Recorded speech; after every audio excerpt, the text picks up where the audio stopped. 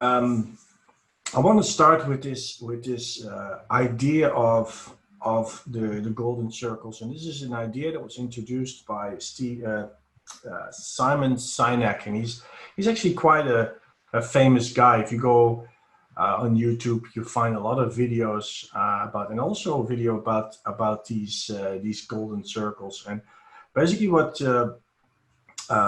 he uses this idea of the golden circles to explain a lot of things.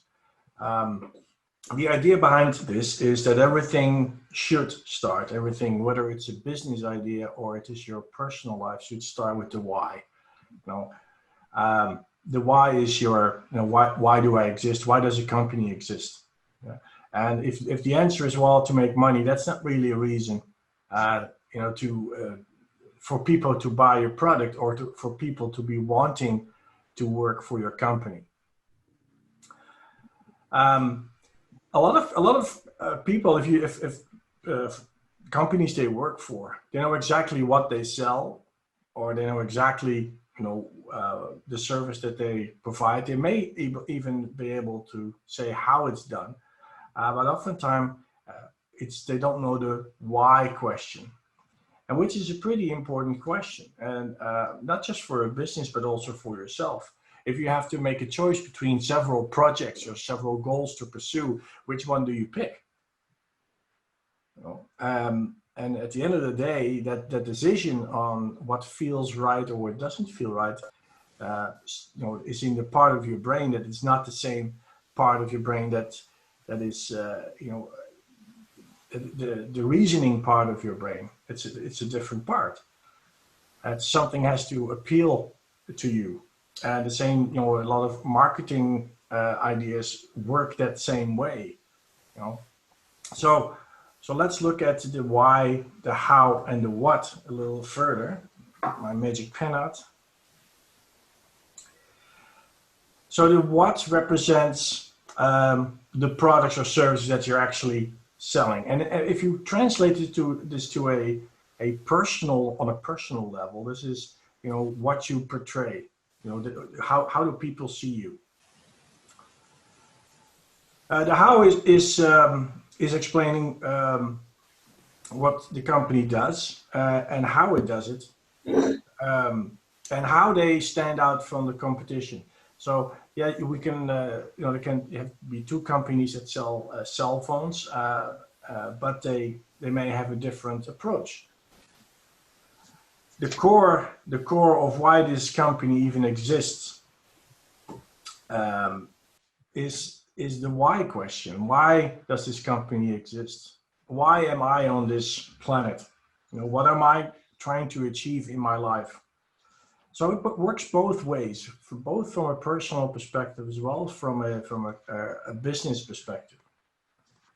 And a lot of companies, they'll explain the why question through a mission or a vision statement. And we'll look later into a little bit more into those. So these golden circles, they also apply to you personally. It's not just, a theory or an approach that applies to businesses, but it also applies to you personally. So let's look at some of these different words that we use and that companies often use. Okay, so it starts with the vision, which is the dream. So a vision is a long-term future state that you're trying to achieve.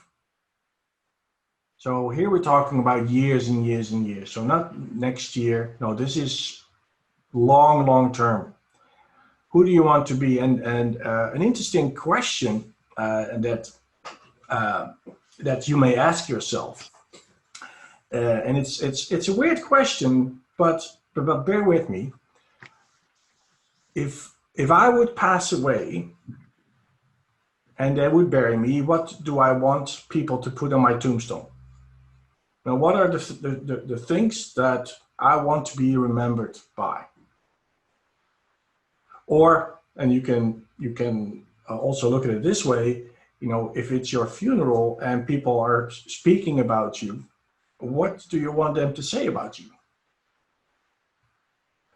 So that's more from a personal level. What is my aspiration in life? What is the legacy I want to leave behind? From a business perspective, is it's basically the same. What is their long-term aspiration as a business? Now, values, and everybody has a set of values. Basically, is okay. How will I behave in this process? During this process, achieving my dream, how will I behave? What does feel right or wrong for me? We'll talk a little bit later about values, because this is usually a tricky one, especially when you start thinking about your own values. You know, like if I would ask that question right now, what are your values? Then I think a lot of you will scratch their head and say, well, yeah, what are my values actually? I highly recommend to take some time and figure this out. And don't come up, well, you can come up with a list of 30 or 40, whatever, but you need to find the top 4. That's what's important in your life. And if I just want to pause here with the values for a second. Usually, if you have a hard time figuring things out what your values are, there's a few simple questions you can ask yourself. You can ask yourself, what situation makes me very frustrated? What situation or statement makes me very happy? What time in my life were I the most happy? What time in my life was I the most sad? What you will often see is that if you feel bad or disappointed, that probably means that one of your values wasn't met. One of your values was something happened that went straight against one of your core values. So perhaps at some point I have a list of values that I can share. You can start off with that. I mean, it's like 4 pages. There's a lot of values, and you just start highlighting the ones that speak to you, and then pick the top. First, pick the top 10, and then reduce it down to your top 4. Yeah. So values, how do you behave in this process? And then the mission is the what and the why. So your mission is how am I going to achieve my vision? And a mission statement is usually shorter term. Still, we're talking about 3 to 5 years. What a mission statement is usually good for. Your vision statement, if you would write down a vision statement, that should never change. There's no reason why that would change. Your mission statement may change. So then there's a difference between objectives and strategies, but objectives are things you want to achieve by a certain date. Yeah. And later on, when we start talking about goals,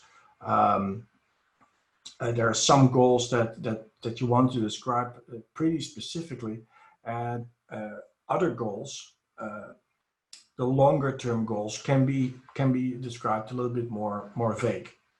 We'll get back to that later. So objectives, how much do you want to achieve by when? And then the strategies is what are you going to do? How are you going to do that? And then from there, you have action plans or projects. And we'll get back into what's the difference between an action plan and projects. We'll get back to that later on. I just wanted to bring these words, explain them a little bit, because sometimes the difference between these words is not always very clear. Now, and the same applies for a business vision. A good business vision statement does not change. Their mission statement may change because of circumstances, but their vision statement shouldn't change. Right, so mission, vision, and goals, and back to the golden circles that we just talked about. In his book, The 7 Habits of Highly Effective People. I think I mentioned this book before with you.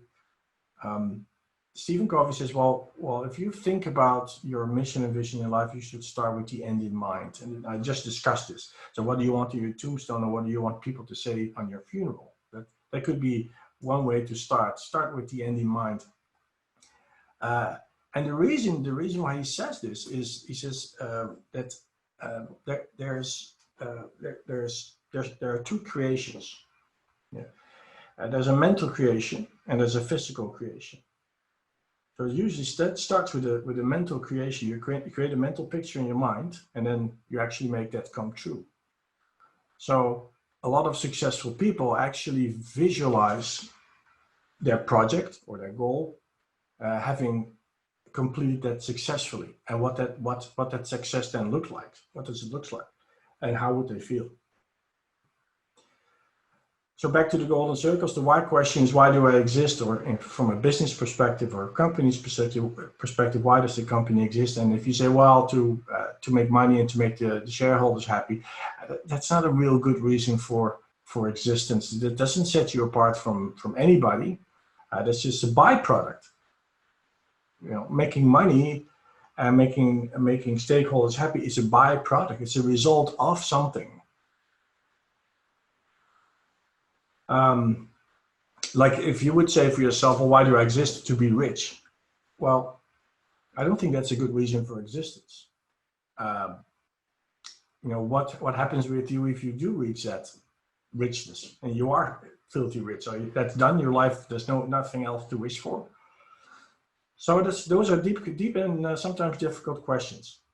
So then the what question, what does success look like? It's just such an important question. Like for any project you start, whether your project at your house or a project for your company, you, for yourself and your team, if they don't understand what success looks like, you know, how are you going to achieve that then? If they all have different ideas of a successful project. And then once we know what success looks like, then we'll start looking into how we're going to achieve this. And that may be some trial and error. You may try something and you see, well, I'm not really going towards my goal. I'm moving away from it, or I'm not moving at all. And it probably means, or could mean, that you chose the wrong strategy. You chose the wrong strategy to achieve what you want to achieve. And businesses, you know, it's the same thing with businesses. They said that, you know, they want to achieve a goal. Let's say they want to grow their market share with 30%. But nobody has the crystal ball. Nobody knows, okay, if I want to increase my market share by 30%, I have to do A, B, C, and I'm done. No, they'll try things. They'll look at the environment, look at some of the factors, and say, well, based on the environment's factors and our strengths and weaknesses, we think the best path to choose to increase our market share is this. But it's not a given success, right? It's more than just trial and error. I mean, it's a strategic bet. We're betting that this approach will lead us to the goals we're trying to achieve. And the same goes for your personal life. Now, if you look at your own personal life, it's interesting to look at it through different lenses. Let's call it different lenses. You play in your life different roles. And if you think about it, think about your own roles that you play in life. You're definitely somebody's son or daughter, right? So that's one role you play. Now you may have siblings, so you may be a brother or a sister to somebody. Now you at some point, you work, so you are an employee. You may run a team, so you may be a manager. You may be a volunteer. You may be a member of some sort of a club, like a sports club or a music club or whatever it is. You may be a member of a church. You have various roles in life. And if a lot of people, if you zoom in and you ask them, okay, where do you spend most of your time? It's a lot of people, it's work, right? Work. That's where we spend most of our time and effort and thoughts. So it would be a good idea to, every week to actually look back at the coming week and say, well, I'm not just a manager. I'm not just a worker. I'm also all of this. So try to bring balance in your life by giving the other important roles in your life an equal amount, or not an equal amount, but a healthy amount of attention. Yeah. So that is the roles that you play in life, and we'll get back to that when we go into time management and our weekly, we call it weekly review, and this is part of your weekly review, is what are your roles in life and how you want to how do you want to balance them. Another thing you have to balance in life is your dimensions. Um, and Stephen Covey describes these 4 dimensions that you will need to find balance in your life. So the first one is physical. That's pretty straightforward. It's exercise, nutrition, healthy food choices, stress management, or taking enough downtime. This is all about your body. And if the harder you're trying to pursue a goal, the less. This is probably the first one that will fall off the list. You start eating unhealthy, you stop going to the gym, do too much work, don't do any stress management whatsoever. Then the second dimension is the social emotional level. So this is your sense of service, empathy, synergy with other people, and your intrinsic security. So this has all to do with your social emotional side of your life. Then there's a spiritual, and it may mean very different things for various people. It could be, you could see it as a religious part of a religion, but it's much more than that. It's, am I still, if you look at a weekly review, everything I'm doing, does it fit within my values? Does it fit within my vision and my mission statement that I made for myself? Also, this part of spiritual could be a daily routine of meditation if you're into that. And then the fourth is mental. Do you spend enough time reading, visualizing, planning, and writing? And we'll get back to this planning and visualizing, this mental part later on, which is so important, and people just don't take enough time during the week to even think about this. Some people may read, but under the mental portion, I'm also talking about self-growth. So personal growth through learning new things. And I think a day, if there's one day that you didn't learn a new thing, that's a day wasted. That's my personal opinion anyway. So balancing your roles, balancing your dimensions. Later on, we'll talk about the third thing we need to balance. If I find my thingy. So let's take a close look at goal setting. Now, as some of you may have already heard of this, there is a way to set goals, and they call it the smart way of setting goals. Later on, I'll show you another way. And actually, I may have already uploaded it in eConestoga. But let's start with this one. This is pretty straightforward. Basically, what this means is if you set a goal for yourself, it should be SMART. It should be a SMART goal. And SMART stands for specific, measurable, attainable, relevant, and time bound. Now, people have different words for this abbreviation. This is the one I personally like the best.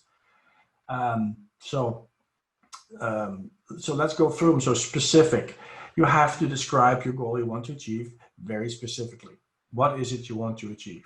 You cannot describe that vague, because if it's vague, how do you communicate it with other people? So it needs to be specific. It needs to be measurable. So if you cannot measure something, how do you know if it goes up or down or you actually reached your goal? An example could be, if somebody says, well, my goal is I want to be happy. Yeah, that's great. I want to be happy too. How do you measure that? That's hard. So perhaps you need to think of something else that will contribute to happiness that is measurable. Attainable means with the resources I have available to me, and let's look at it first from a personal perspective. So your personal resources is money, time, energy, level, support. Those are some of the resources you have as a person. From a company's perspective, obviously resources are a lot bigger and a lot more vast. But from a personal perspective, can I reach this goal? Is it really attainable with the resources I have and the time I have? The next question, is it relevant? Is the goal I'm pursuing, is it relevant to my vision? Is it relevant to achieving my mission and vision? If not, why do I pursue it? Is it worth pursuing? You should ask those questions. Is this goal worth pursuing if it does not contribute to my ultimate vision in life? And then time bound. The T for time bound means you need to put a stake in the ground. You need to say, I want to achieve this goal by this date. Yeah, that gives you a drive, it gives you a focus. Yeah. If you don't put an end date on it, then it's never going to happen. So, so an effective goal could be, currently you weigh 200 pounds, which is it's quite heavy, and you want to lose 30 pounds. Right? So if you want to describe this as a SMART goal, you basically, the part of this SMART goal should be, I want to go from X to Y by when? I want to go from 200 pounds to 30 pounds by whatever the date is. So if we stick with this, this weight loss goal setting. So if I would say, I want to reduce my weight from 200 pounds to 170 pounds by December 31st, 2019. Okay. So let's see if this is smart. So is it specific? Yes, it's about weight reduction. I want to reduce my weight. So it's pretty specific. Is it measurable? Yes, it is, because I know what my starting point is and I know what my end point is. So yes, it's very measurable. I just go stand on the scale and the scale will tell me if I reach my 170 pounds or my 30 pounds loss. Is it attainable? Well, I cannot see if it's attainable from this sentence, but you know, if I would try to lose 30 pounds in 1 week, I would say, no, that's not attainable. It's not healthy. If you say I want to lose 30 pounds over 2 months, that's probably still quite aggressive. I think most dietitians agree that you should not try to lose more than 1 pound a week. So if that's the case, looking at this this mission or this goal that I just said, I should plan for 30 weeks probably then, because I want to lose 30 pounds. So that's 30 weeks. So that's 3/4 of a year. Yeah. From this sentence, I don't know if we can do this in a given time, because it doesn't say what the current date is. But that's the question for the attainable question. Can I do this with the resources available to me? Now, is it relevant? Does it serve a higher purpose? Well, you can ask yourself that question by saying, you're stating your goal, and then afterwards say, in order to. So example in this one, I want to reduce my weight in order to improve my overall health. Okay, if that question is important to you, that overall health, if that's important to you, then this goal you're setting is relevant for you. Now, next is time bound. It's definitely time bound, because I'm saying here this has to be done by December 31st, 2019. So I have a stake in the ground. 2019 has passed, but you get the point. I put a stake in the ground and said, okay, by that date, that's a milestone. That's when I want to have achieved my goal. So with weight loss, this is a goal. Now let's say that you plan out 30 weeks to reach this goal. So an objective could be for the week 1 that after week 1 of the 30 weeks, you weigh 199 pounds. So at the end of that week, I can stand on the scale and see, did I lose that 1 pound? If I didn't lose that 1 pound, I'm not on track. Yeah. So we could consider these weekly weigh sessions as objectives that we want to achieve. Okay, we can actually write them out, right? We can say, okay, week 1, we're going to be 199, week 2, 198, and so further on. Now, when it comes to weight loss, well, how do you check your weight? Let's start with that. How do you check your weight? So what you're looking at is the result of what things that happened in the past. Yeah, your exercise and eating habits, led to a weight of, and then you look down on the scale and say, okay, 200 pounds. So this, we're looking, basically this measure that we're doing is we're looking in a rear view mirror at actions that we did previously. Same with financial statement at the end of the month. So let's say you run your own business and you go to your financial guy and say, hey, how much profit did we make this month? And he crunches numbers and comes back and says, you know, we made $1 million. That is looking in a rear view mirror. We're looking at the actions or the results of actions that we're taking in the past. Do we agree with that? You're looking into your same safety number of safety incidents. Number of safety incidents is looking in the rearview mirror what happened in the past. That's right, and that's the key issue between a lead and a lag measure. So everything that is basically the result of previous actions is considered a lag measure. It's lagging, right? So if I stand on a scale, that's definitely a lag measure. It's a result of me eating potato chips and too much rice or whatever, too many carbs, too many sugars, too much fat, that gave me this weight increase. So something led to this weight increase or decrease. So if we think about weight loss, what influences your body weight? Let's talk about that. What influences your body weight? Nutrition. Okay, that influences my body weight. What else? Exercise. Now you may have medical things. We're not going to go into that. You may have some with your thyroid that causes you to gain weight, or you may be on medication that makes you gain weight. Let's not go into that. But the two biggest factors is nutrition and exercise. And actually, I'll reveal at the end of this what the biggest contributor is, or the biggest thing is to lose weight, which is something you may not have expected. Anyway, nutrition and exercise.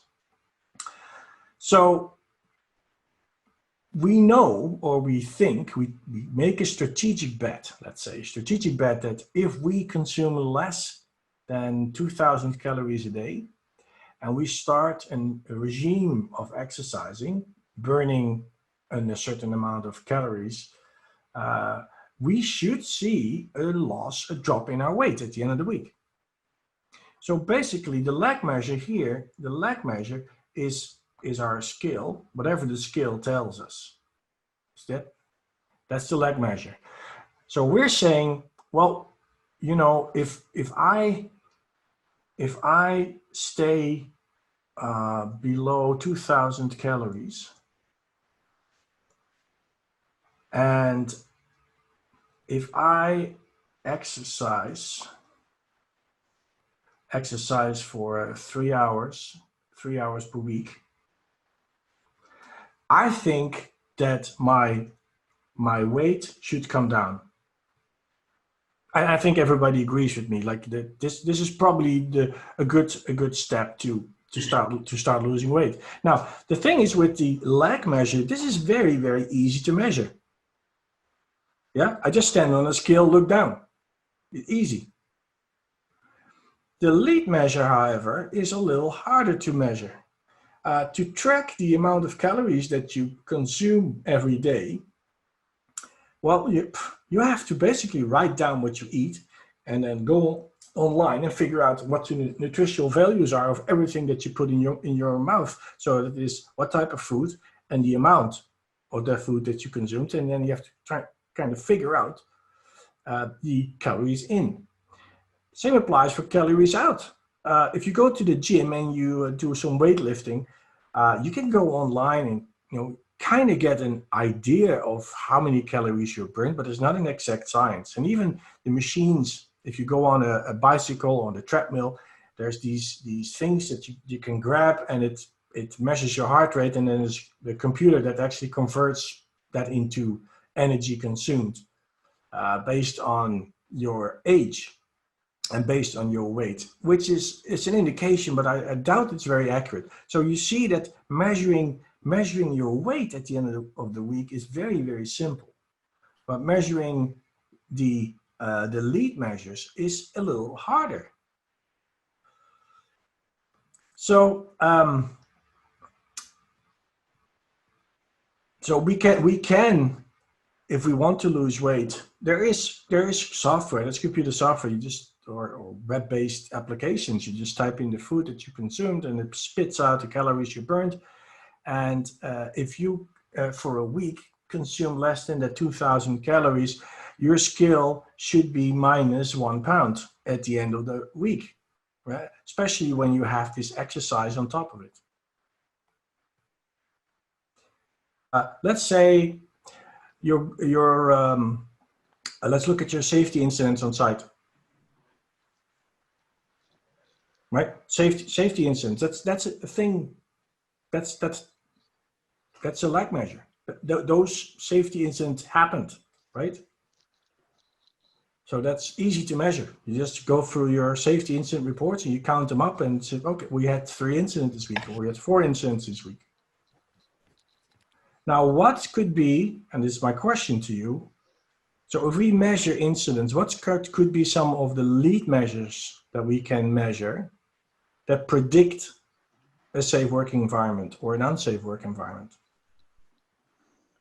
So there's certain things that you can put in place and measure, and it's your strategic bet that it will lower the number of safety incidents on site. So good example could be you measure the number of toolbox starts in the morning with the crews. You can measure the number of near misses that you have that week, right? You can measure the number of work safety analysis performed. These things we say, okay, if people have proper toolbox starts, if they all wear their PPE, right? If they all do, before they start work, analyze the risks that are involved in that specific task of the day, our strategic bet is that the number of safety incidents in that week will go down. Let's say that red is good. So we want this needle to be here. Mm-hmm. So this is our lag measure. So my strategic bet is if I turn this knob, then if I turn this knob this way, this will go the opposite direction. So I'm betting that if I turn this green knob, that my lag measure goes into the right direction. Right. It is not a given.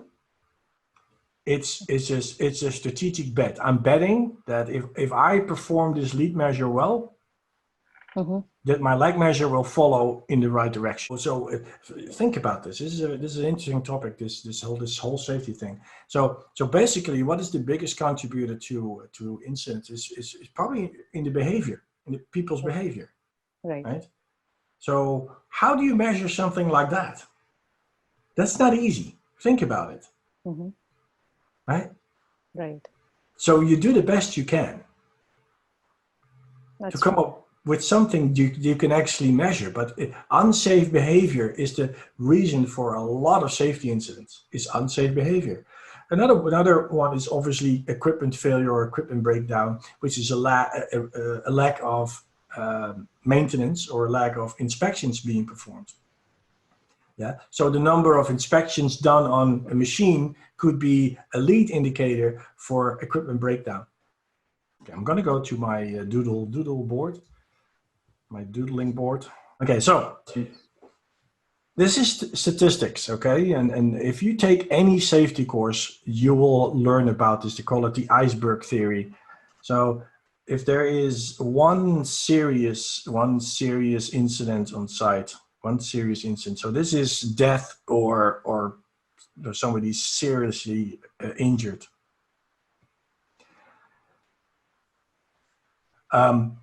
Then it grows like this, like an iceberg.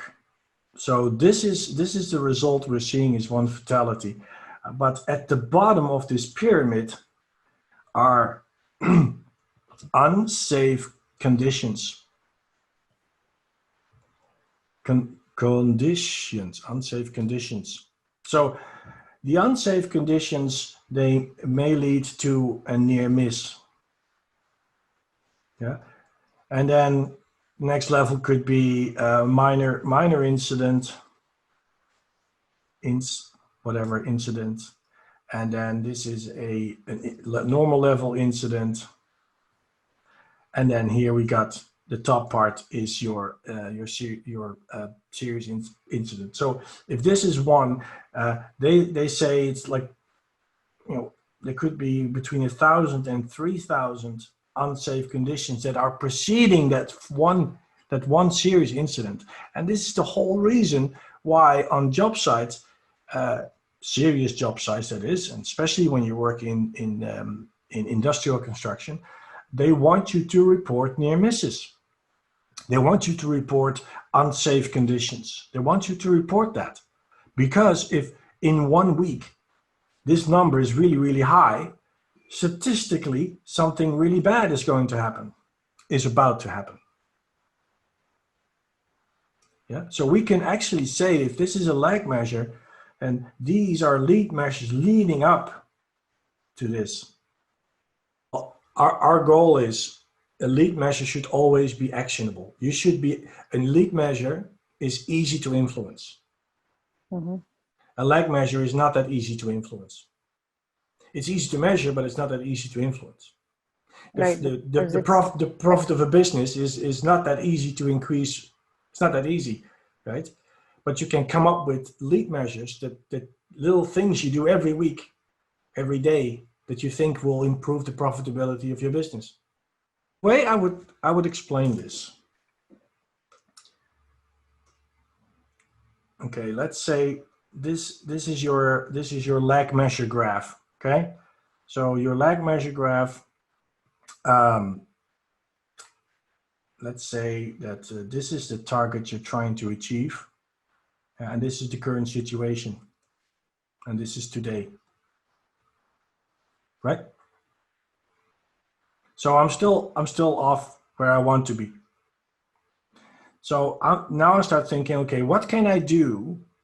What can I do to make this line go up to get to my target? What can I do? So you start thinking about, well, we could do this, we could do that, we could do this. So you come up with several ideas that you think, okay, if we do this, then we think that our target will be reached. So we call those strategic bets. So with the weight loss idea, so if my goal is to lose 30 pounds, we say, okay, what can we do to achieve that weight loss? And then we said, okay, well, we can look at our food, nutrition, and we can look at our exercise. So during the week, so I say, okay, nutrition, less than 2,000 calories per day, and exercise more than 3 hours per week. And actually, I can measure that, right? I can just easily measure that. It's Monday to Friday, and I can just say, okay, Monday I consumed so many calories, whatever it is. as long as this average is less than 2000, I should be okay. That's my strategic bet. My strategic bet is if I never in any given week not consume more than the 2000, I'm thinking that my weight will drop, therefore my goal will go up. My line will go up. Same with exercise. So I can track each week how many hours I exercised. So if I track, if this is my goal of 3 times exercise, so on Monday is 1, and then on the Thursday and then Saturday, I reached my 3. So I can measure, these are easy, well, relatively easy to measure. It's the number of hours I exercise. It's harder to say, if I would say, okay, I want to burn 500 calories per day through exercise. That's hard. That's hard to measure. And even the nutrition is relatively hard to measure. But it's easy to do. Just watch what you eat, right?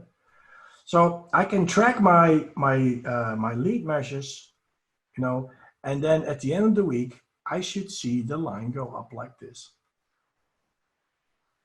If I don't see it, that means that my strategic bet might be wrong. Now, when it comes to weight loss, it's pretty straightforward. Most of us know it's nutrition and exercise, but sometimes the question is a little harder, and it's not that obvious what we should do. So you can try, let's say you want to reach a certain goal, and you and your team say, well, we have 4 options that we think we could pursue and we could implement that make the goal go or to get the number where we want it to be. So you say, well, let's start with A. Well, if A doesn't work, meaning the needle doesn't move, then, well, scrap that. Let's look at B. Let's see if B is effective. And if B actually gives the opposite, it gets worse, then scrap that. Okay? Until you find the one that is actually moving the needle into the right direction. And a lot of problems is not that straightforward what the root cause is. What is the root cause and what should we fix? And unfortunately, a lot of businesses, they operate by measuring solely lag measures. That's all they measure. They measure the financial results at the end of the month. They measure the safety incidents at the end of the month, and that's it. So they're constantly looking in the rearview mirror. Well, you can ask yourself, well, if I would have my own business, how would I do it differently?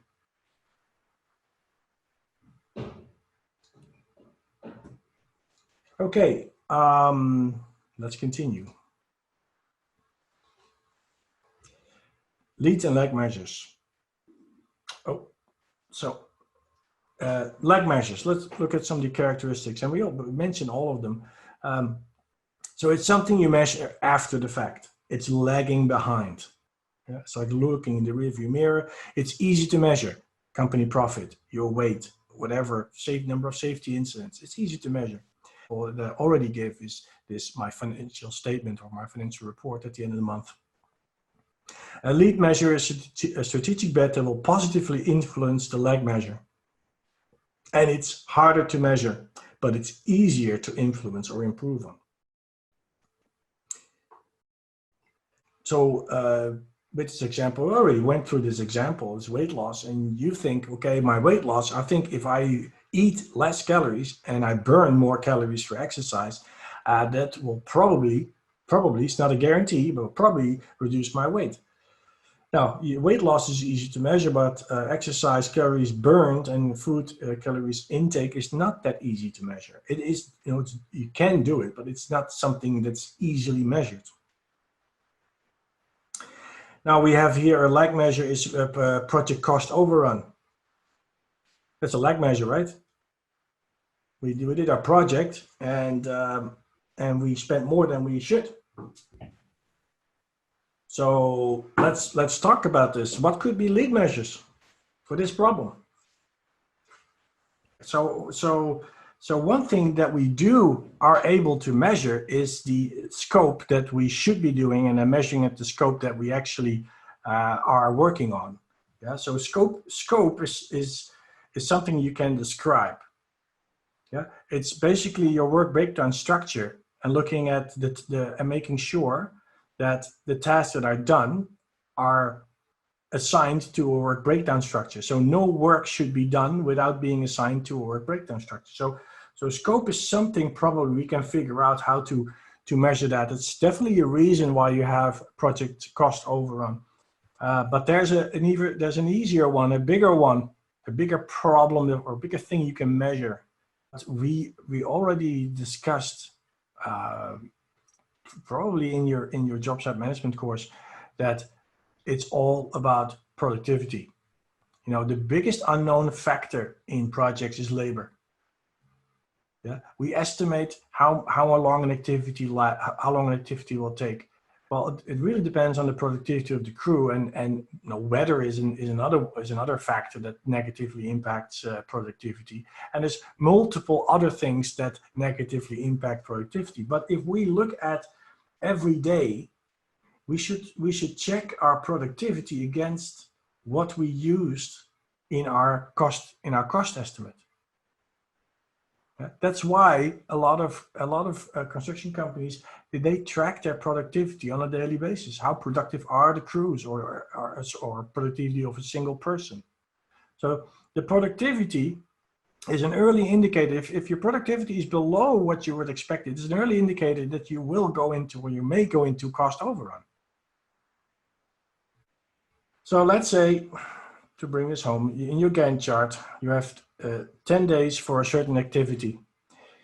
That those 10 days you calculated because you know, for instance, that you had to pour 1,000 cubic meters of concrete, and your historical data says, well, our crew can do 100 cubic meters per day. That is their historical productivity.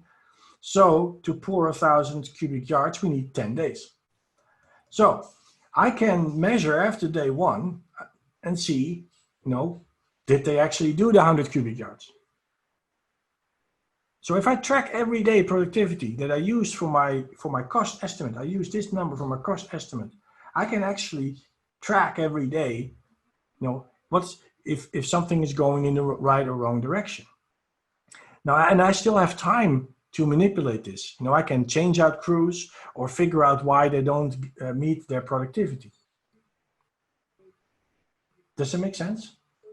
Now you can go even further in the questions. Why don't we are we not getting our productivity? Could be that the morale of the crew is really low. Yeah, or they have a really nasty supervisor. Yeah, if you have a bad supervisor, morale goes down, productivity goes down. Unhappy worker, you won't have good productivity. So even those things could be lead measures for your productivity. Think about the number of things that come to you on a daily or weekly basis, and let's call it all stuff. It's stuff that we have to process. So we can consider all that stuff as input, and then we have to do something with that input. We'll talk about that, you know, how to process later. But let's first look at what's coming at us. So phone calls. You receive phone calls every day. You get voice messages every day. You're requested to go to meetings, and from those meetings you get minutes of meetings, and there may be action that are assigned to you from that meeting. You get a ton of emails every day. There's documents, letters or reports you have to read and do something with. And then on top of that is what goes on in your mind, is all those ideas and thoughts that you have. So you can imagine that having a good time management system is essential, and it's becoming just more and more important, especially when you combine a personal life with a business life. You know, you will find a job. There's lots of stuff that will come your way, but even in your personal life, there's lots of stuff that you have to deal with. So basically, what we can say is stuff is anything that's on your mind, but you haven't determined what the desired outcome is, or even the next action that you need to do. And I'm sure that that a lot of you recognize this. Uh, I don't know about you, but sometimes you wake up in the middle of the night and say, "Oh, I shouldn't forget to do this, or I shouldn't forget to do that," and it makes you uneasy. It's actually all this stuff, if not managed properly, is going to raise your stress levels and your feeling of anxiety. Do you recognize this? It's like that term project. I talked about the term project, right? And I said, guys, start early, and it's on your mind. And if you haven't figured out what a successful term project is going to look like, and you haven't broke it down in steps and determine your next action, it sits uneasy on your mind. Your thoughts are, oh yeah, oh, and it weighs on you, yeah, and it may give you some form of stress. And we talked about stress before, the different reasons why we have stress, and I'm looking at stress and anxiety purely from a time management and a personal productivity perspective in this lecture. So anything that's in your mind, and you haven't processed it yet, and then there's a bunch of unfinished things. You've started something, but you haven't finished it. And there could be things on your calendar. It could be some presentation that you need to prepare for, or getting caught up on your emails. So I think everybody agrees that there's things on our mind. There's things coming to us every day, and on top of that, there's things on our mind, unfinished business. Reading that book, you started the book's laying there for I don't know how long, and you haven't come to finish it. And still you have to plan dinner for your family and your in-laws or whatever it is. There's lots of stuff on your mind. So what to do? How do we get control over these inputs and these thoughts? Well, to clear your mind, that is step number one. You need to empty your mind. Everything that's in your mind needs to come out, and you need to write it down. So that's what they call a mind sweep. And I do a mind sweep every Sunday. So Sunday is my weekly ritual, where I do a lot of things. And one of those things is a mind sweep. So I don't want things to be on my mind. I don't want to have the uneasy feeling that I may forget something to do.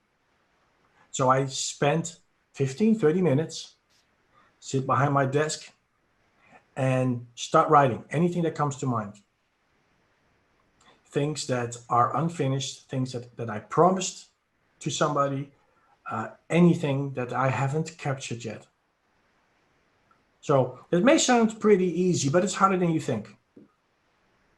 Well, the start is harder.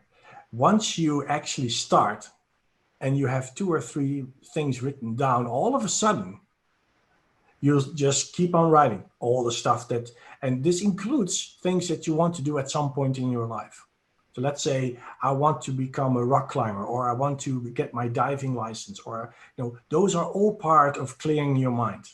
So it's not just things that you promised or things that you have to do, but also things that you would like to do at some point. So this is not about thinking, evaluating. This is just dumping it out, writing it down without judgment. Okay, that's the trick here. So to do a mind sweep, for myself, I have actually a kind of a checklist. So I write down different areas in my life, and I just in bullet points, and it triggers me. For instance, I have one that says insurances. So that triggers my brain, says, is there something in the insurances I have to do? Is it in the health insurance or my car insurance? Is there anything on the insurance side I have to do? Is there anything on my savings side? And so you can create your own checklist. And I think I actually uploaded a trigger list on Inicornerstone. Okay? So this is to do my mind sweep. This is to empty my mind, to clean everything out. Now, once you've finished your mind sweep, yeah, what then? It's great. It's out of my mind. It's on a piece of paper or in a computer system, whatever. But I just captured it. That's all I've done. But let's see if we can even improve that further. So We've done the mind sweep, but if you look at stress and anxiety, and I think one of the bullet points early on in this lecture says it's because uh, uh, we are inappropriately managing commitments. So, managing commitments could be any commitment. Commitment you make to your boss. If your boss comes to you and say, "Hey, can you finish that report by Friday?" and you say yes, you committed to it. And if you know that that you actually lack the resources to finish it by Friday, you overpromised something, and then it creates some uneasy feeling. So in everyday life, we have to make decisions of what to do next. What tasks should we do next? And this is a very well-known concept in time management. There's different names for it. You can call it the Eisenhower matrix, or it's the important versus urgent matrix. But here's how it works. So if you decide for every activity whether it's urgent and or important. Now, what's the difference between urgent and important? And we talk about personal time management, right? So if I have to determine if something is urgent, well, from my own time management perspective, it could mean that I have an angry customer that's on the phone. I have to deal with that. That's urgent, right? When it comes to importance from a personal time management system, you can think, okay, is this important to achieving my goal? Is this important to achieve my lifelong vision? Is this important for my mission statement? That's where the importance comes in. So let's look at this. So if we are, most people actually operate in the red zone. They're constantly fighting fires, putting out fires, and anybody that has been on a construction site, and if you don't prepare your project properly, you'll be fighting fires. You'll be doing last minute stuff, and there's all sorts of problems, and you deal with them, and the next problem comes up. Yeah? A lot of people spend most of their time actually in this red zone. Now, so those are things you would do if they're both urgent and important. Like I said, the one with the angry customer, it's pretty important, and it's urgent because he's on the phone right now and he has a problem right now. It cannot wait until tomorrow. So you'll just have to do that. You basically don't have a choice. Now, there may be some things that are urgent but not important. This is the purple area. Now, your first question would be, can I delegate this? Is this something I can delegate? Yes, it's urgent, but it's not important. Can I delegate it? Now, perfect example is some meetings. You get an invite for a meeting, to attend to a meeting. Do you really need to be there? Does it add value to the meeting that your presence? Will it add value to that meeting? Can you send a colleague that has the same amount of information that you have about this specific topic? You don't have to be in every meeting. Moreover, I think a lot of meetings, too many people are invited. I've been in many, many meetings, and I'm looking around, and there's people that say nothing, absolutely ask no questions, don't say anything, and they sit there for 2 hours. I'm thinking, why are you here? Now, it's not their fault. They probably got an invite from somebody, hey, attend my meeting. And they say, oh, yeah, well, I got nothing better to do, and it's pretty cool. And perhaps I get some donuts and coffee. That's cool. Actually, there's groups of people that thrive on being in different meetings all the time. And the question is, do they add value to that meeting? Because when you have a meeting, it's not just to hold hands, sit together, and share information. The purpose of a meeting is mostly to solve a problem or make a decision. Information sharing can be done in lots of different ways, and we'll talk about this when we deal with the effective meetings topic in this course. So things that are urgent but not important, like interruptions or meetings, try to delegate those as much as you can. Now, the blue area it's called eliminate. Those are things with low urgency and low importance. So they're not contributing to your overall goals in life, and they're definitely not urgent. Now, what is an example? Me playing video games during the day on my computer. Me binge watching series on Netflix in the evening. What else can you do?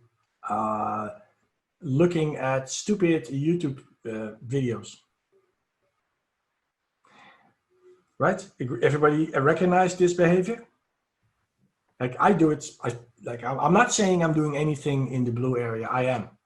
Like sometimes I'll try to find something on YouTube, something to learn, and then my eye catches something really funny, and say, hey, let's watch that.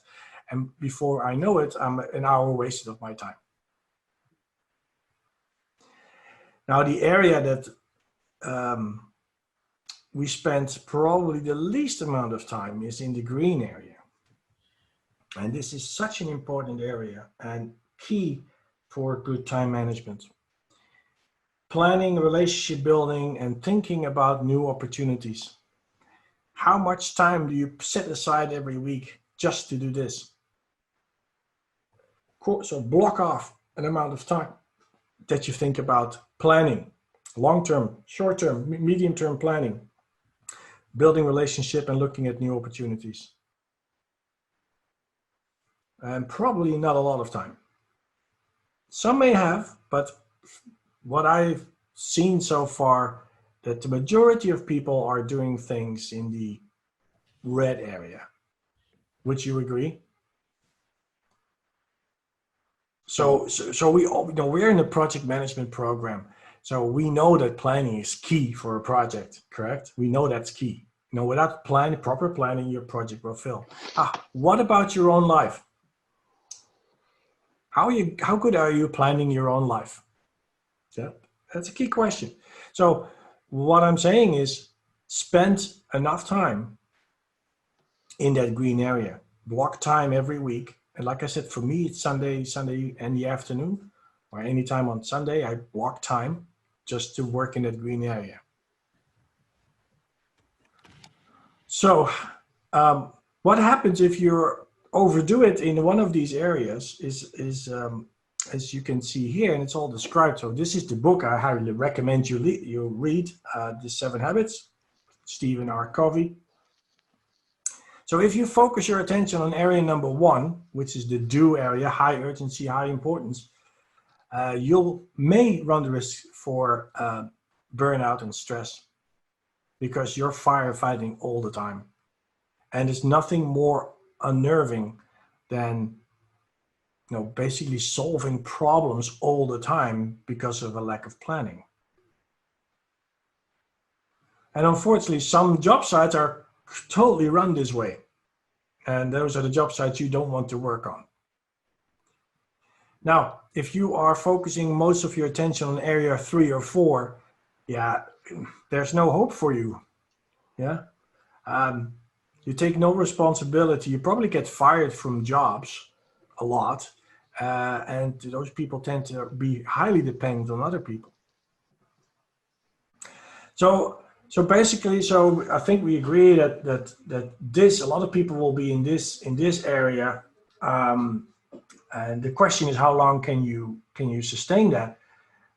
If you're in this area, then you may need to. Well, no, you will need to. You need to change your habits and behaviors, because this is not good, right? This is not good. You're doing a lot of time wasters. And you're doing things that are not important. A lot of your time goes into activities and projects that are not important to you.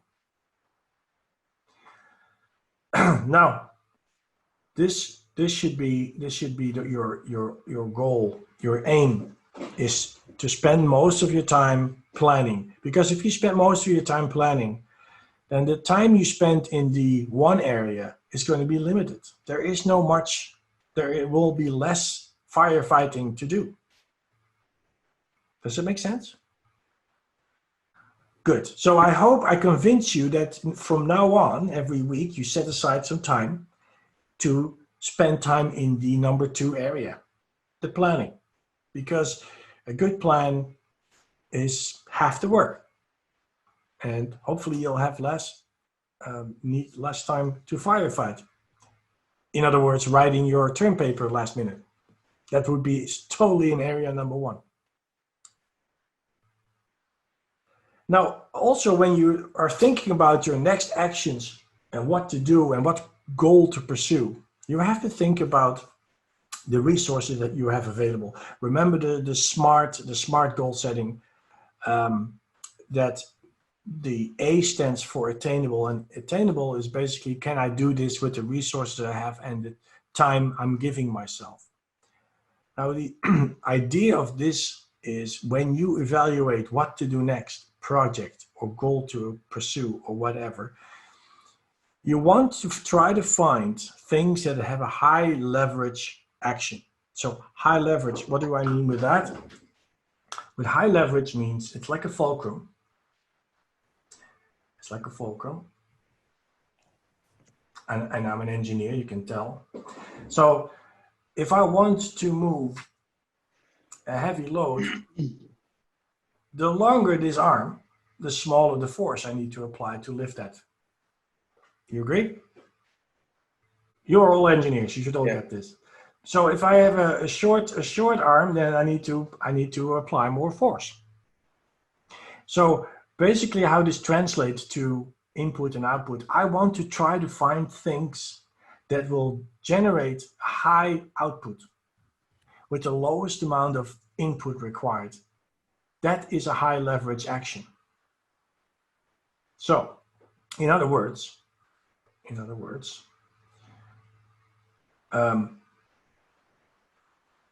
if let's put this fulcrum up again. So this would be a high leverage action because my input is small, my output is pretty good. Now, if I would have something like this, and the fulcrum is here, and it's the same output or the same weight, I have to apply more force. I have to put more resources and efforts into it. So, of course, you want to figure out what actions, projects, and goals could I pursue that have the highest input with the lowest amount of, the highest output with the lowest amount of input. Now, if you have a choice, let's say you have a choice, I can do this really, really big project. It will have a super high output, but it requires also super high input from me. If that is the case, then you probably don't have enough resources to do anything else, and therefore it becomes exclusive, which is this red area here, right? I have to put a lot of effort in, but I will get a high output.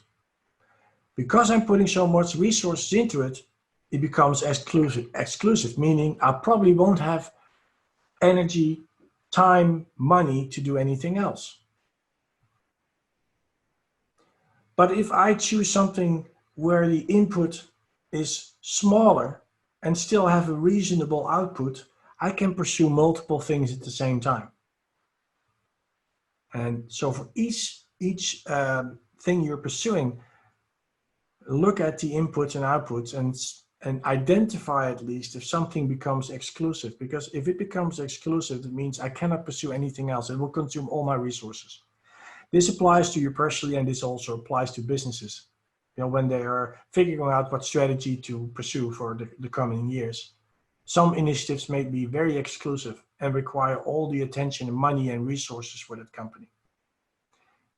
I'm not saying one is better than the other. I just want you to realize and that you make an obvious choice to run something exclusively, or you try to find something more inclusive, and you can run several of these options at the same time. Now, you definitely want to move away from low leverage actions. So where you have to put a lot of input and there's hardly any output coming out, that's pretty stupid. So you definitely want to stay away from that. Okay, so we understand a little bit now about how decisions are made. This very important matrix. I do want to come back to this matrix. Right? because this is to be something on your mind every day.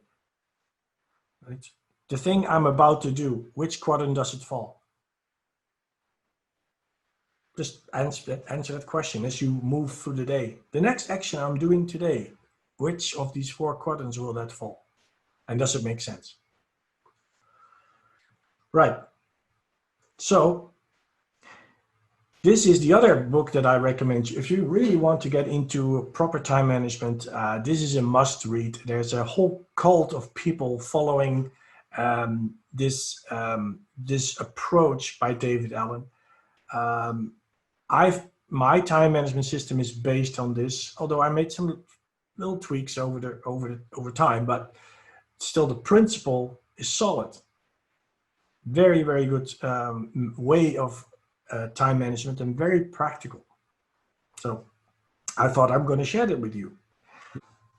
So David Allen, he's a consultant in,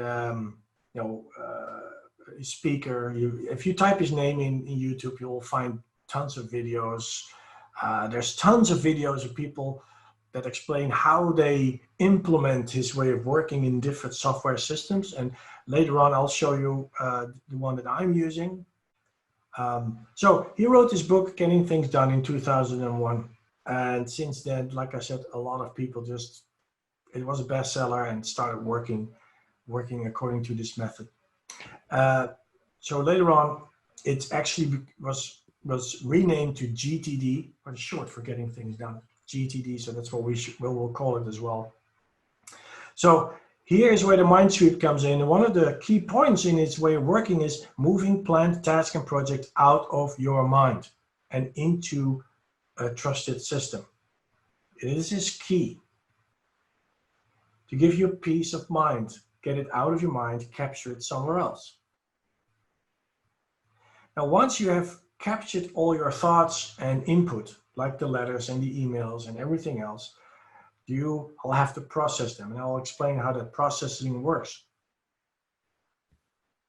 So you don't have to waste your time trying to recall things or be concerned that you may forget something. When you regularly do a mind sweep, and it doesn't take long, like I said, 15, 20 minutes, you're done. Yeah, and you can do it a couple of times a week or once a week. I just do it once a week. And then every time I get a new thought, I have the discipline to actually capture that thought. Now, sometimes I have a thought while I'm driving.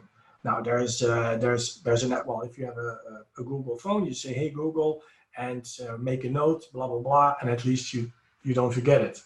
Yeah. So there's many ways to track thoughts and ideas throughout the day. You can have a voice recorder. There's multiple things you can do.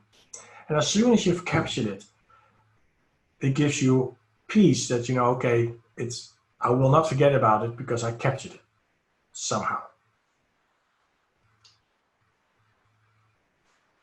So we talked about these sources of stress: too many commitments, too many ideas, too much involved, changing know-how to learn. So distractions, so that's a whole different problem. Inefficient personal management system and any loose ends. Those are pretty, from a time management perspective, these are significant sources of stress. So we already talked about the mind sweep and the trigger list. The other thing that people often have big problems with is breaking down problems, breaking something down into manageable pieces. Oftentimes people procrastinate something because the problem seems too big. It's too big. Usually the things you procrastinate on are, if we think about procrastination, and this is interesting. So if you think the time you were procrastinating, think about a time in your life you were procrastinating. You were procrastinating for probably this reason. There was something in this area that you had to do, and you really didn't want to do it. So instead, you were doing stuff in this area. That's called procrastination. You're procrastinating, you're intentionally delaying something. You're intentionally unnecessarily delaying a task. You unnecessarily delay to do something. There's no reason why you should delay it. other than giving into short-term pleasure, gaming, watching YouTube videos, watching Netflix, or whatever it is. So back to this. So breaking up promise. Also, we just talked about empty your email inbox. It gives you so much joy if you only have 4 emails in your inbox and you know that all the other emails that were in your inbox have all been processed. It gives me a lot of peace of mind. But you may be pretty happy with an inbox that has 1,200 items in it. It would just stress me out. So it's different for everybody. I say here, empty your email inbox because I personally believe that's a good practice to have. So, organizing yourself. That's what time management is all about, is self-organization. And it starts with capturing thoughts, ideas, and any information that comes to you. So whether it's on paper, whether it's by email, by voicemail, or however the input arrives to you, or it's an idea, you need to have some sort of a system where you capture all these input. The next step is to evaluate what that stuff actually is and what you need to do with it. Because some stuff you really don't have to do anything with, and it's just like a reference for later on. Or it could be an action item, or it could be something that you're going to trash. But you have to process all that input that comes to you.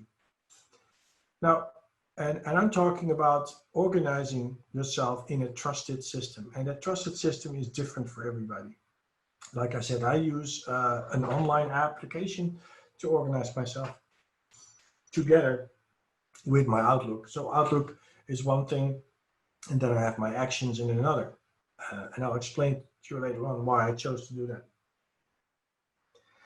Now, when it comes to priorities, and I know that everybody knows what a to-do list is, and I understand a lot of people will give it a priority.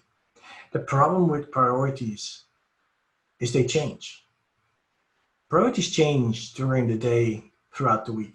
So what may be priority number 1 on Sunday may all of a sudden not be as high a priority because, I don't know, you have a big issue with one of your key customers that has to be resolved. So when you assign a priority to a task, it's not set in stone. And you should have the flexibility because the circumstances change, so your priority may change as well over time. Now, here's one of those thoughts that you may have. So you may have a thought that says, I need to start working on my term paper. Now that's a big problem. I don't know what the term paper should look like. I don't know what Professor Zomek expects from me. I don't know who my teammates are. I don't know what format to use. It just may be too big. So if we look at the things you learned previously, like if we look at this question, and this is something that's on your mind, now hopefully by now you realize it's good to capture, to write it down. So you write down, I need to start working on this, a thought. I need to start working on my term paper. So I'm capturing my thought. I'm capturing this thought. I need to start working on my term paper. So that's great. Now it's off my mind. Not completely. I still understand I have to finish that, but at least I won't forget about it. It's in my trusted system. And the next thing you should ask yourself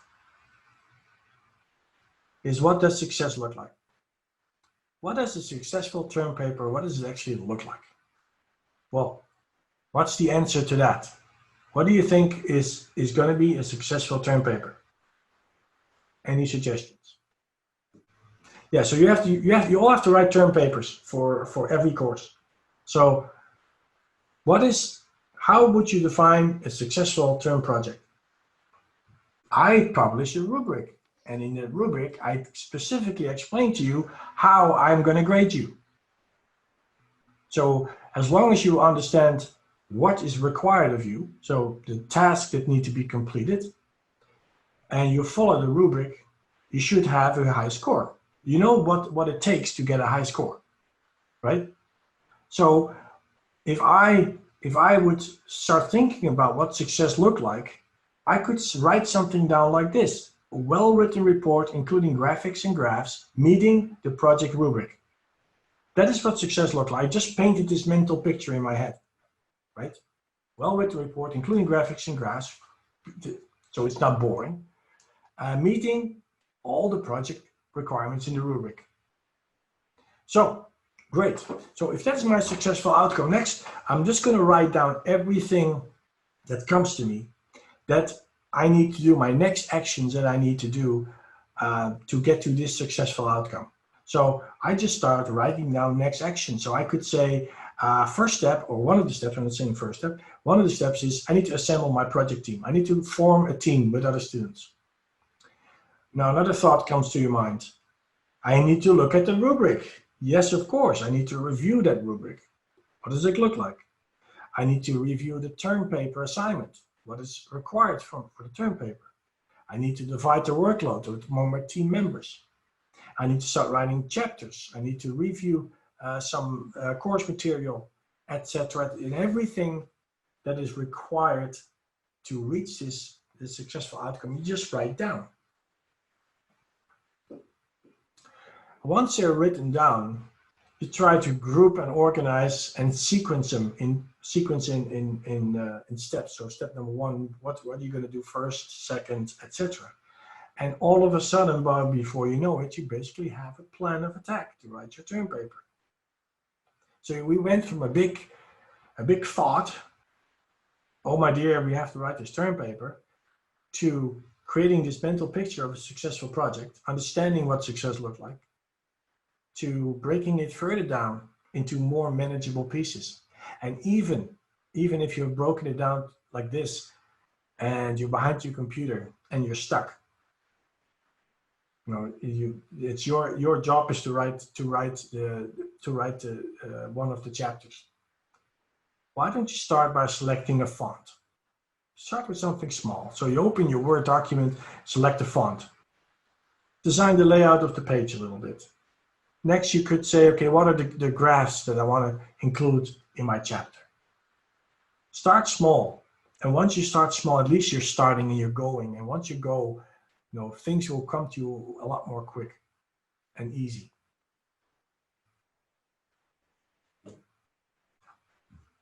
Now, if we look at the process flow of the process flow of David Allen's book, what does it actually look like?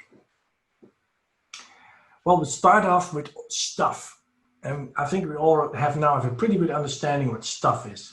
Thoughts, ideas, emails, anything. That's your inbox. Right? So all stuff goes into your in basket, whatever that in basket is.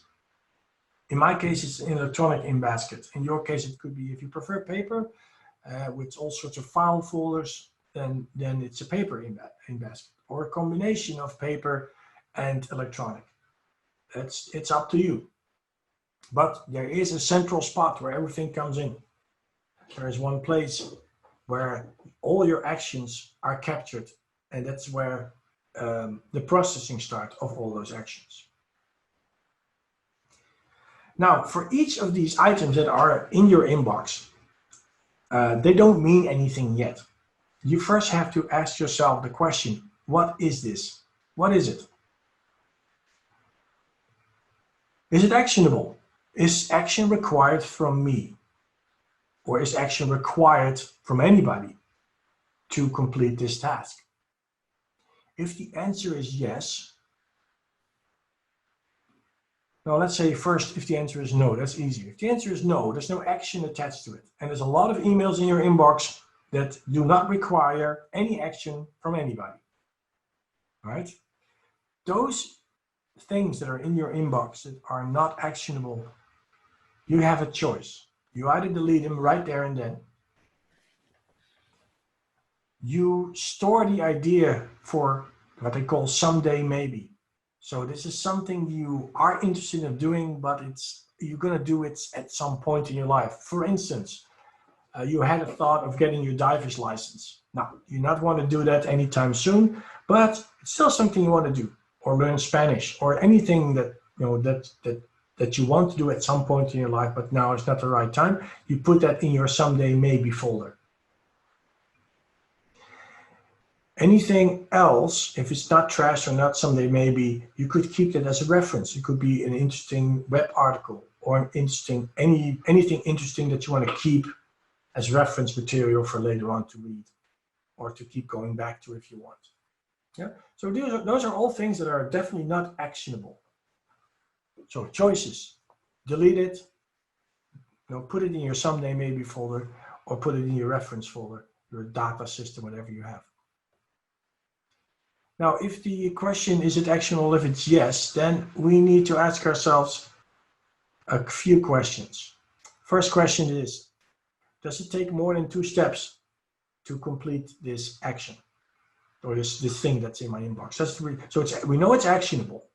Does it take more than 2 steps to complete it?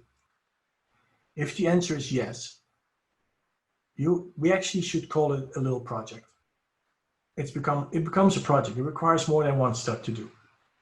So you create a project, and for that project you do your separate planning. For instance, if something in your inbox was term paper, that's not a single action. There's multiple steps you have to take to write that term paper. So that will be a project, and for a project you have to make your plan, right? And then from your project plan, it feeds back into your actions. If it doesn't take multiple steps, it's a single step thing you have to do, then your next question is, can I do this action step in less than 2 minutes? If the answer is yes, you immediately do it. Get it out of the way, get it done. So, example, you go through your email box, there's a simple email with a question. You can answer that question in 30 seconds, get it out of the way, do it. Boom, gone, done. If it doesn't take less than 2 minutes, take more than 2 minutes, then it's something that you have 2 choices. You either delegate it to somebody else, or you defer it, meaning you put it on the next action list, yeah, or you put it in your calendar to do at some specific day of the week. So this is the idea of processing your stuff into now more meaningful things. And you'll be surprised how, because this is creating a new habit, and we know that habits take time to develop. What was it, 30 days, right? 30 days to develop a habit. So, when you start doing this, you'll start running, and then you fall down a couple of times, and you say, oh, it doesn't work, and then you go back to it. You may try numerous different computer applications to get into this. It's totally up to you, and perhaps you don't believe in it. That's also the case. But I do, because I get very, very, this is not me. Like, I'm not saying I'm super tidy, but this is ridiculous. I couldn't work here. I hope your desk doesn't look like this. Now, this is the other extreme, of course. If it looks like this would be a haven of peace. It would be very quiet for me to work, and I would be super productive. That's me. I just don't believe in these types of workplaces because it's disorganized, so it's hard to find anything, and there's too many distractions. So for me, this definitely wouldn't work. Now, we looked at some of these different lenses when we look at our time management. So we look at the dimensions, physical, social, emotional, those 4. And then we looked at the roles you play in life, the brother, sister, son, daughter, manager, employee. But there's a third perspective, and this is the level of horizon that you're looking at. And David Allen describes this in his book. So he says you should, at some point in the week, take the time to go through each of these levels of horizons to make sure you're not only focusing on the day-to-day dealings, but you also step back and take time to look at some higher level, some more big picture stuff, like what is your life's goal and mission and vision.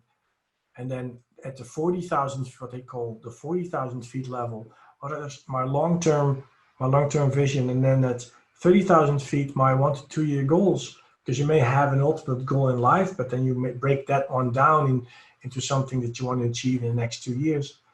And then the 20,000 foot level is your areas of focus and accountability. So your areas of focus and accountability is, for instance, those roles you have, right? You're accountable areas of focus privately, in your private life, but also in your work life. Then moving down to the 10,000 feet, those are the ongoing projects, whether they're personal projects or they're business projects.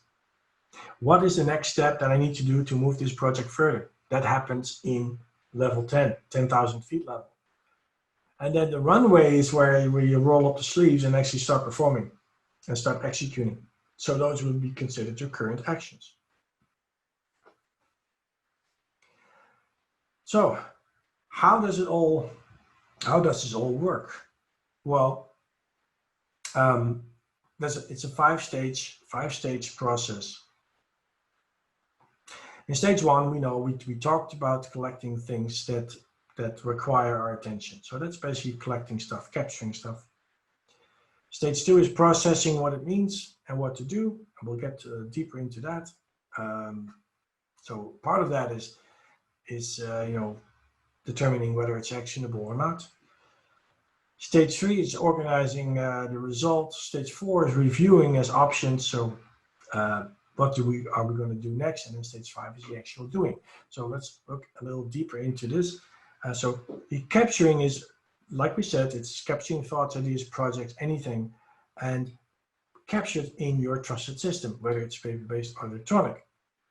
And I'll show you, when we have time today, I'll show you my electronic system, how I capture my things.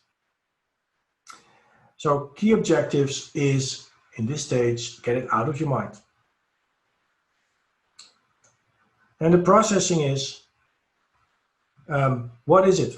That question in that flowchart I just showed you, what is it? Is it actionable, yes or no? If it's actionable, is it a project or is it a standalone action? If it's a standalone action, can I do it in less than 2 minutes? I'm going to get rid of it. I'm going to do it straight away. If it takes multiple steps, that means I need to create a new project for myself. And then, do I delegate it or defer it? And deferring means just do it at a later stage. Now, the last bullet point here says, for every task, determine duration and context. And I'll get back to that bullet point specifically. Now, if it's non-actionable, obviously delete, reference, or trash, someday later. And then I just want to take a little side step before we start delegating, because delegating sounds like fun, but it could be an enormous disaster. So think about reasons why you should delegate something. It's just simply too much work for you. That's a perfect reason to delegate something. To decrease your stress level. So you're overcommitted, your resources are tapped out. To reduce that feeling of stress, you delegate some work. You can also delegate to help develop other people's, to learn new skills, new techniques and new skills. It says here, makes you indispensable and therefore unpromotable. So if you don't want to delegate, it means that you'll always be the person that does that specific task. So how do you ever develop and get promoted to a better position if nobody else can do it? You want to delegate work because you think that you get better results from other people. That's a perfectly good reason to delegate. And then, of course, it's the best use of your time you want to delegate. Now, if you wish thinking about delegation, we should think about a few things here. There's some thought steps that we have to take. Now, delegating to the right person. It's easy to delegate. That's easy, but finding the right person, knowing the person actually can do this. So the ability, does this person have the experience, knowledge, and skills to complete this task that I want to delegate? And does this person have enough time and resources available? Next, you need to wonder and think about their work style. Is it if this person can work very well independently, that's great. Can you imagine if you delegate work to somebody that doesn't work that well independent? He will be at your desk asking for guidance all the time, and you're better off doing it yourself than to begin with. Is this person motivated to perform your task that you want to delegate? Pretty important. And is it in line with goals and interests of this person, which all has to do with motivation? And what's the current workload of that person? So that's the first step. Is this the right person to delegate to? When you delegate work, you have to be very clear of what your expectations are. So you clearly have to communicate the goal. This is what I want you to do for me. Also understand any constraints and boundaries. So are there boundaries to that person's authorizations? Are there any other constraints I need to take into account for this person? Include the person in the delegating process. So, it's kind of a negotiations. It's not just, hey, here you go, finish this by Friday. It's better to include the person that you want to delegate this task to actually include it in the discussion. Now, match authority with responsibility, of course. So you cannot add you cannot delegate work to a person that doesn't have the authority to do it. That's impossible. Delegate to the lowest organizational level possible. Why do you think that is? I open the floor. Why is that? And I'm asking, why is bullet point 6?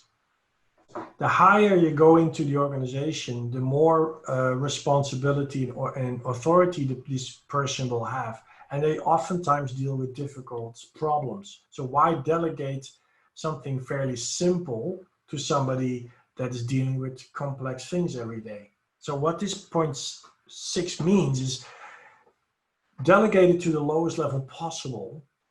So you don't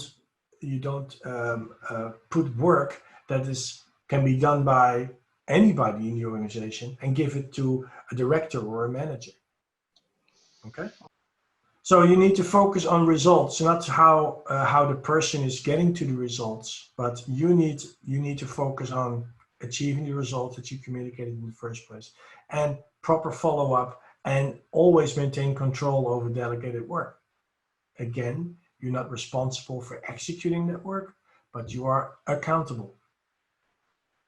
If something goes wrong with the delegated work, they will bang on your head, not on the person you delegated the work to. Okay?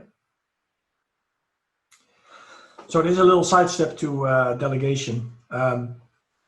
So step number 3, organize. So organize the data you have in miscellaneous actions. So some actions that you have are just loose standalone actions. They're not related to a project, it's just standalone actions. Like perhaps in your inbox you have pick up a new air filter. Yeah, that's a standalone action. But some other actions may be part of a project, and you need to understand which actions are standalone and which actions are part of a bigger picture or a bigger project. So organize your data, your miscellaneous actions, your projects, and the actions, your reference material. Then your someday maybe projects, so learning Spanish and getting your driver's license, and then any list that you use. And I'm not saying you have to use lists, but a lot of people like lists because it triggers them to create some sort of a habit. So a trigger list, like we discussed for the mind sweep, that might be something you want to keep in a central spot, easy to find. Your daily rituals. I'm talking about daily rituals that contribute to good time management, right? And then weekly rituals, and then any recurring tasks. So a lot of tasks in your life are recurring. Paying your rent is a recurring task.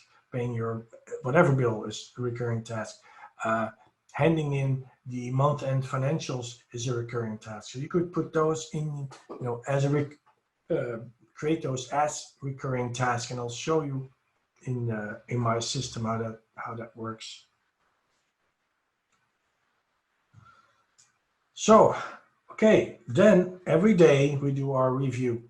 All our data, all our information, it's all organized. We know what to do. But there's one more step that we need to take for each of these tasks. We have to understand what our current priorities are. Yeah, that will decide what we're going to do next today.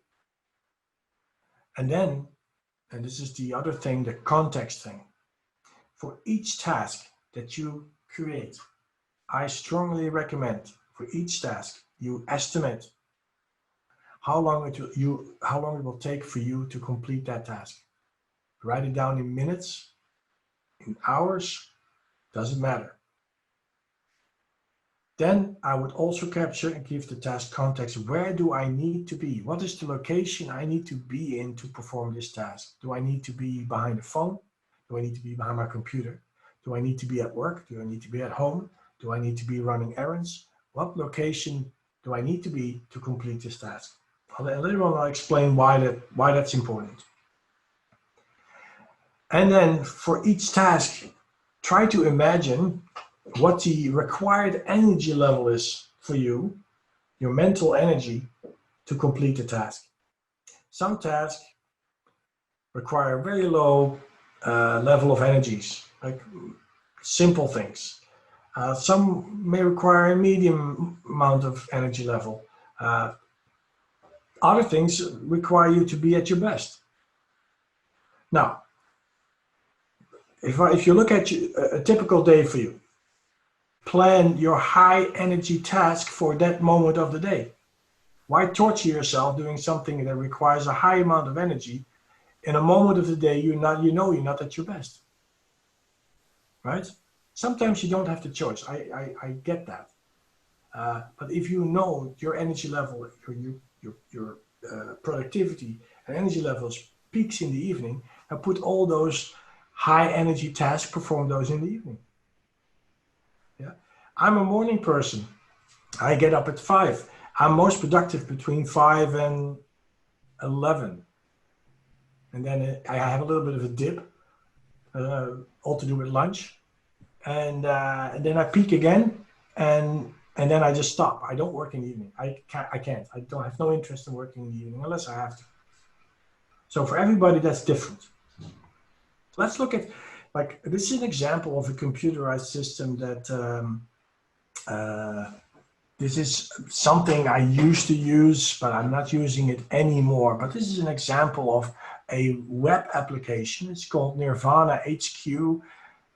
It's pretty straightforward, but the good thing with this system is it follows the GTD almost to a T. Okay? So let me look at this. It might look a little overwhelming, but it totally is not.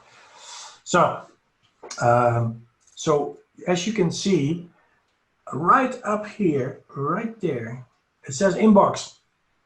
That is where all my thoughts, ideas, and everything comes in. Okay? Everything comes in. Now, the idea with this system is don't leave anything in your inbox. Anything in your inbox means you haven't processed. You haven't processed it. You haven't decided what to do with it. So, if you look at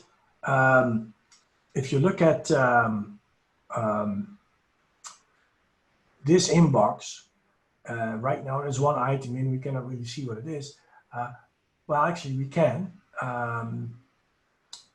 Well, no, I created a new item. Look at this. So I created a new task, submit project forecast. Okay. So I know it's an actionable item. I know I have to do it. And I estimate the time to be 3 hours. I know. So I'm thinking I can do this in 3 hours time. So this is my first context, time. Next, I give it context. Where do I need to be? Well, I need to be at my computer to do this. Great. Okay. And then what's my energy level required? I need high energy level. I need to be at my best. This is my project forecast is pretty important. Now it may even have a due date, a certain hard date in my calendar that I need to be due by. And then I can make certain notes. So this is what I mean with giving context. Now, why is that important? You may ask. Why do I want to give context? What do you think, actually? I just throw the question. Why is it interesting to capture time, energy level, and location? So let's assume this. This is just an example. Let's say it's the end of the day and you have a flight. You have a flight for a business meeting and you're at the airport and it's 2 hours before boarding. So you basically have 2 hours left to kill, right? So when you're at the airport and your system is working, you can ask yourself, okay, how much time do I have? Well, 2 hours. What's my energy level now? Medium, not super high, but also not low, medium. And where am I? Well, I'm at the airport and all I have is my phone and my laptop. So at that point in time, if all my tasks are done for that day, I could go into the system and filter all the tasks out that are less than 2 hours with a medium energy level and requires my phone and laptop. And I can get some tasks done just by looking at the context where I'm in at that moment in time. And the example that Sulav gave is also correct. You know, when you're running errands and you have 5 tasks that have a context of running errands, you might as well pick up all those 5 items. You're running errands anyway. So that's why giving context to task is pretty important. The time element, how much time do I have left today to complete a task? Can I do this task now or no? So, so your weekly review. So this is all daily, right? What we just discussed is all daily, but what should you do on a weekly basis? And this is my Sunday afternoon ritual. So at the beginning of each week, and for me, a week begins on a Monday. Some people think it starts on Sunday, but for me, it starts on Monday. It's the beginning of the week. So the day before that, which is the Sunday, I have the following ritual. I'll look at my open action items that I have. I'll look at all of them. These are the miscellaneous actions, by the way, I'm talking about. Then I look at previous calendar appointments. So any appointment in my calendar I call my calendar, that's my heart landscape. I have to plan all my tasks around my calendar. So my meetings that I have, meetings with customers, meetings, other types of meetings, anything planned in my calendar, I have to plan my actions and my tasks around that. So I would look at the previous week calendar. Why do I do that? It's because it may trigger, say, oh yeah, we had that meeting. Oh shit, yeah, no, I promised to do something, right? So you always look a week back and look at those calendar items, and it may trigger you, oh yeah, I have to follow up on this, or I have to call this person, or whatever it is. Then I look at the next week, the upcoming week, and I look at any appointments that any meetings that I have scheduled. And I prepare myself mentally as good as I can. Did I prepare myself? Do I have, I don't know, any information that's required? Then I look at my delegated work or anything that's on hold, which is my waiting for list. So delegated work to somebody else. So it triggers me, oh yeah, I delegated this task to Joe. I need to talk to Joe and ask him how it's going. Or it could be something that's on hold. I cannot do the next step because I need an authorization, or I'm waiting for information from somebody else. All those actions are temporarily on hold, and I store them in a separate location. Next, I move on to my projects, and through my projects, I look at each project and ask myself, what is the next action I can take to move my project further? Simple question. Yeah. Then I also remind myself of the success of all of these projects. What is the successful project outcomes of all these? What does success look like for all these projects? Just to remind myself what success is. I review some of my checklists that I use. Then I zoom into the someday maybe projects.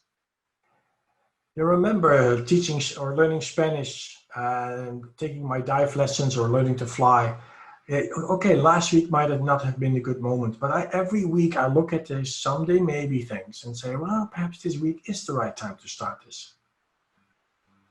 And then I also look at my complete thing. I open up my personal mission statement and I read it and I say to myself, is this still me? Is this still valid and true? And also to keep me focused on what's important and what's unimportant. Now, during this review, I look at this, I go through the different levels, those horizons, 50,000, 40,000, 30,000 level. I go through my mental, social, social, emotional,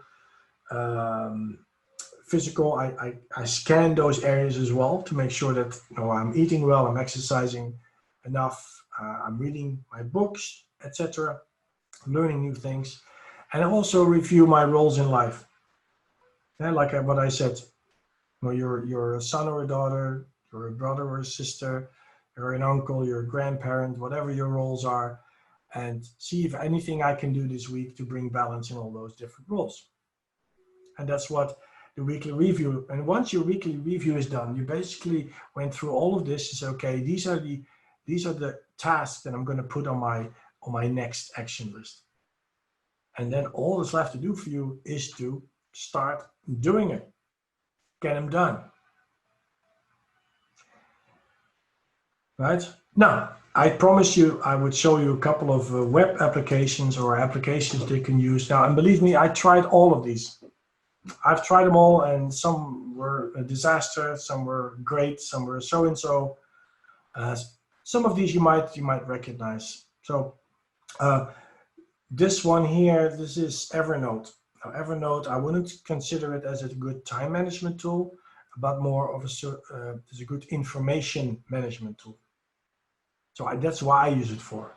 Anything like recipes that I like, or articles, or anything that I want to keep for later, I organize through Evernote. That's all. Now, what I just showed you, that example, that screenshot, that was the Nirvana HQ. The one thing I don't like about this is that the guy stopped developing, and I don't like that. So this one is okay. It follows the principle of David Allen's work method pretty good. This one is okay for simple things. This one is very popular because it's for team cooperation, so teamwork, virtual teams. Just like Monday.com is good for teamwork. Wrike is very professional and therefore very expensive. I don't recommend you because it's just you as a person. OmniFocus is for Mac users. It's pretty good, actually. The one I'm using is ClickUp, and that's a fairly new company. And what I like about these guys is they are very active in trying to make their product better and better and better. And they actually reach out to users and say, hey, what should we develop next and how should we do things? So that's why I use ClickUp. It's pretty affordable. There's a free version which has a few limitations, and then if you're interested in it, you can, for $14 a month, you have a subscription for one person, and that's all you need because it's your personal time management. I'm still behind.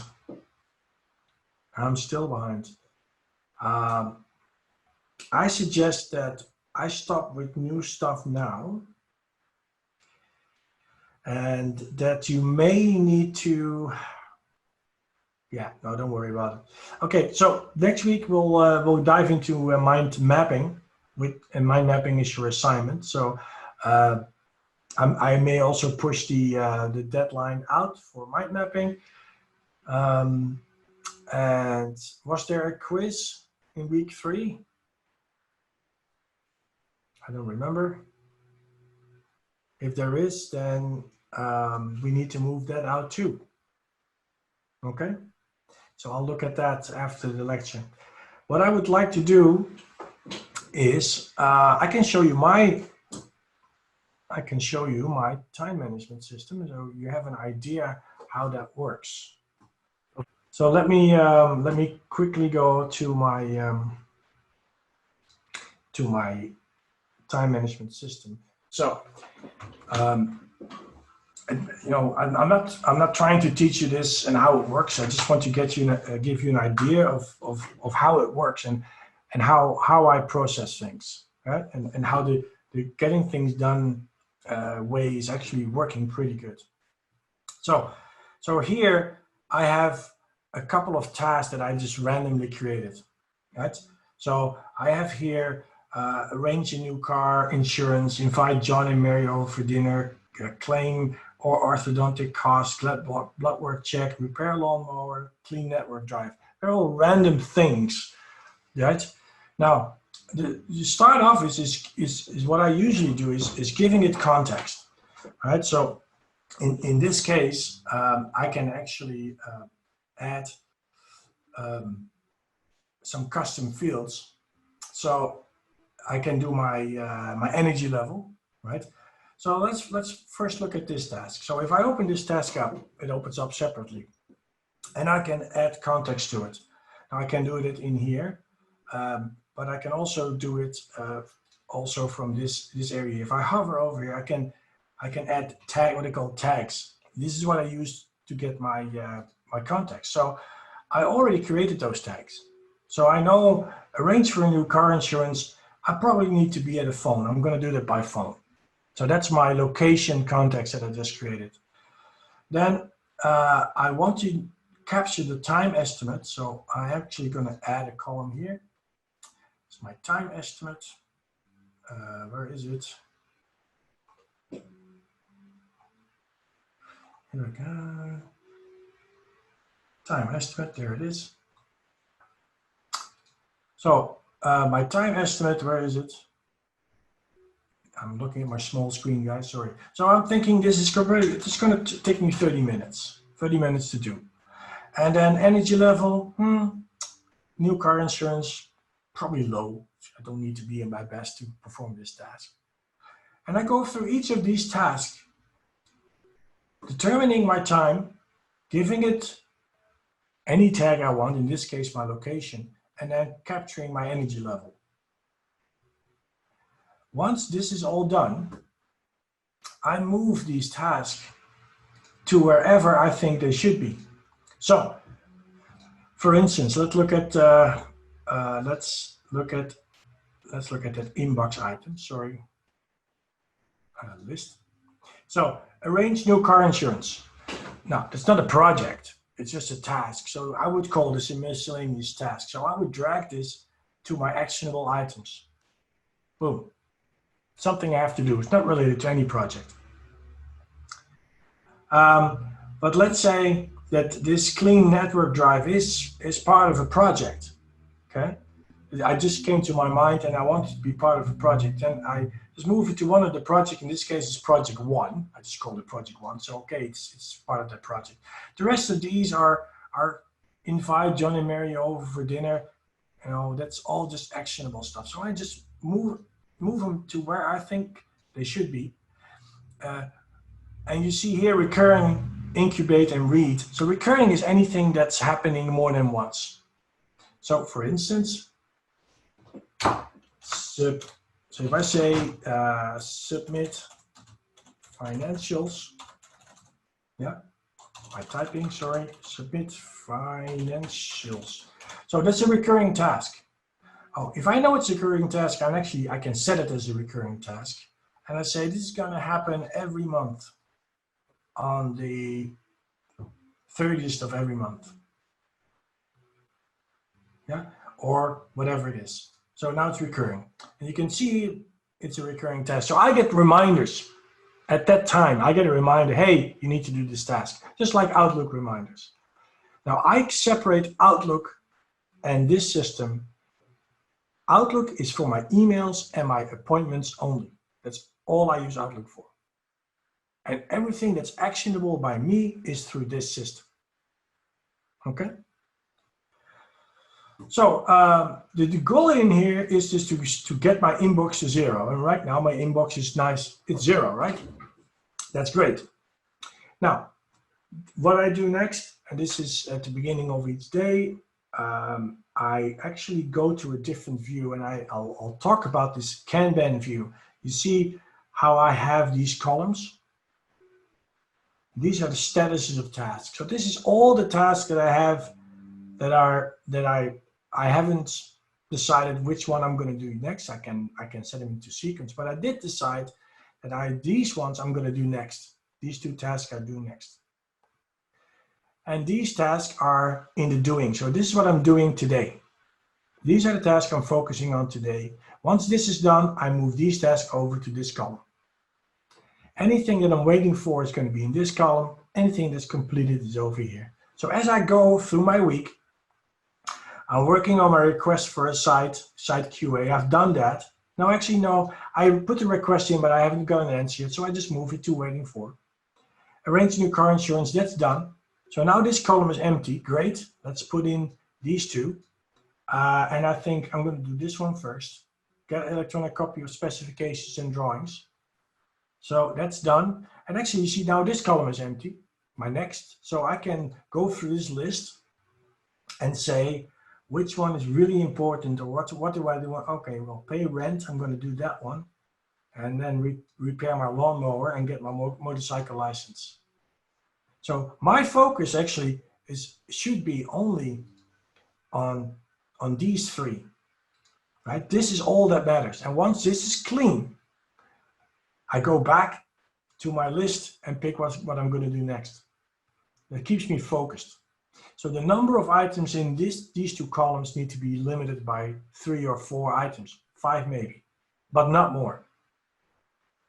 It's amazing, and you can do so much. I could spend hours and hours just talking about this.